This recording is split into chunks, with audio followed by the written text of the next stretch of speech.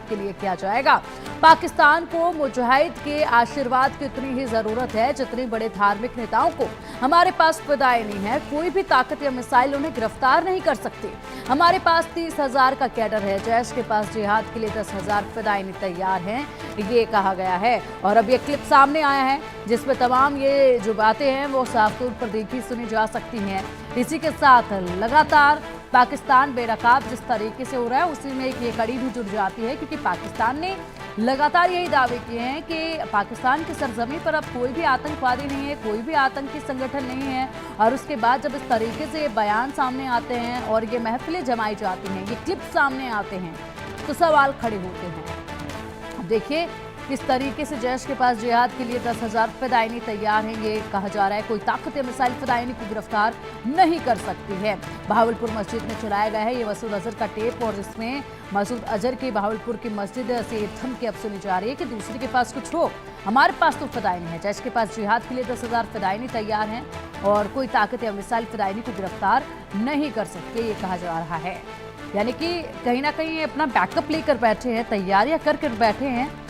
और इसी के साथ पाकिस्तान फिर से इनको आबाद कर रहा है। इनकी ताकत देखिए, इनके जो बयान है उनको जरा सुनिए, ये बयान कर रहे हैं। और चलिए अब अधिक जानकारी के लिए हमारे सहयोगी अजय जांडियाल का रुख करेंगे। अजय, लगातार पाकिस्तान बेनकाब होता रहा है, उसी में एक कड़ी और जुड़ जाती है जब ये टेप सामने आता है जिसमें साफ तौर पर चीजें सुनी जा रही है कि जैश के पास जिहाद के लिए 10,000 फिदायनी है, कोई ताकत या मिसाइल फिदायनी को गिरफ्तार नहीं कर सकती। देखिए, एक चीज देखनी होगी पिंकी, ये धमकियां जो दी जा रही हैं मसूद अजहर की तरफ से, ये पहली बार नहीं है। और सबसे बड़ी बात यह है कि भारत बार बार इस चीज को लेकर दुनिया को बताता रहा है कि कैसे पाकिस्तान एक आतंक का गढ़ है। आज मसूद अजहर कैमरे पे खुद बोल रहे हैं कि उनके पास 10,000 फिदाइन है, यानी कि 10,000 जो आतंकी जो है वो वहां पे तैयार बैठे हैं। इसका मतलब साफ है कि वहां पर पाकिस्तानी सरकार और सेना मिलकर इन आतंकियों को संरक्षण देते हैं, और तभी ये लोग इस तरह के बयान भी दे पाते हैं और इस तरह से आतंकी भी खड़े कर पाते हैं। और दूसरी अहम चीज, जो भारत ने कार्रवाइयां की ऑपरेशन सिंदूर के दौरान, मसूद अजहर का जो गढ़ था उसे तबाह किया, हाफिज सईद के गढ़ को तबाह किया, वहां पर मारे गए लोग आतंकी थे। अब ये कबूलनामा माना जाना चाहिए, जिन्हें पाकिस्तान दुनिया को बता रहा था कि वो सिविलियन मारे गए हैं। और यही वजह है कि भारत बार बार दुनिया को चेता रहा है कि पाकिस्तान को और आतंकवाद को आज अगर कैटर नहीं किया गया, आने वाले समय में ये एक बहुत बड़ा खतरा दुनिया के लिए भी हो जाएगा।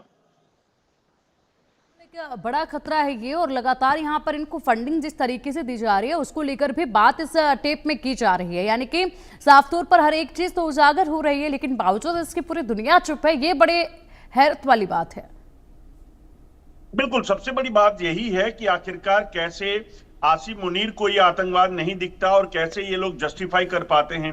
और इसीलिए अगर आप देखें, सरकार जब यहाँ पर आतंकी ठिकाने ध्वस्त हुए तो सरकार ने सबसे पहले घोषणा की कि जो मारे गए आतंकी हैं उनको 1-1 करोड़ रुपए दिया जाएगा। जो मसूद अजहर के जो आतंकी मारे गए थे उसके खानदान के जो लोग मारे गए उनकी बात की जाए, तो ये साफ दिखाता है कि वहां सरकार ही, सेना ही ये सब चलाती है। और इसीलिए ये लोग जो है खुलेआम इस तरह की धमकियां देते घूमते हैं।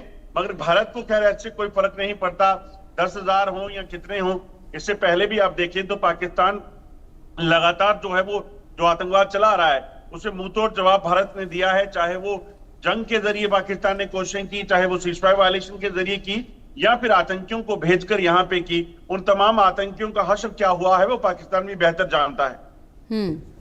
बिल्कुल, और इसी के साथ अब देखना होगा कि ये जब टेप सामने आया है तो इसमें बाकी क्या प्रतिक्रियाएं जो है वो सामने आती हैं। फिलहाल बहुत शुक्रिया आपका इन तमाम जानकारियों के लिए अजय।